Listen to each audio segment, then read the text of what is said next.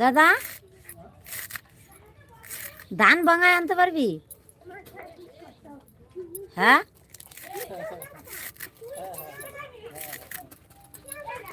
কোন জায়গাটা মনে আছে তো? কোন জায়গাটা মনে আছে?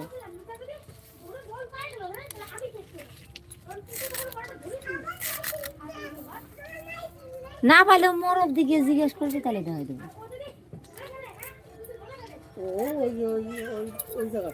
হ্যাঁ হ্যাঁ, এই দিক থেকে নেই ভালো।